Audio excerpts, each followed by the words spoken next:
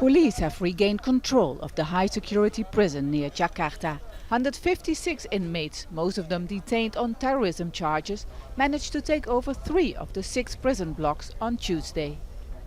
The rioting prisoners took 6 policemen hostage and killed 5 of them in what commanders described as brutal murders. 1 was later released.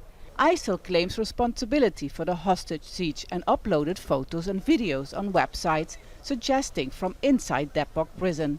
Police say the inmates seized a storeroom of weapons and explosives confiscated during anti-terrorism raids. Police commanders deny a deal was made with the inmates to secure their surrender. About the explosions we heard, we were finalizing the sterilization process because for about 40 hours the prisoners were taking hostages and making bombs. That's why we exploded and demolished them. A few hundred Indonesians have joined ISIL, and those in Depok prison are either convicted or awaiting trial for involvement in attacks. One of the prisoners' demands was to meet the self-proclaimed leader of ISIL in Indonesia, Aman Abdurrahman, who was on trial for an attack in Jakarta 2 years ago. Prosecutors say he planned the attack from inside prison. RIDWAN HABIB has carried out research in 12 prisons holding terrorist convicts. He says in most cases guards are incapable of controlling the prisoners, let alone to de-radicalize them.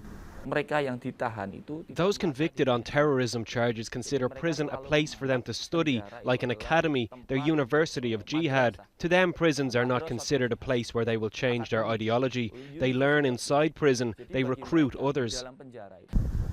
After their surrender, the prisoners have been moved to another prison on an island in Java.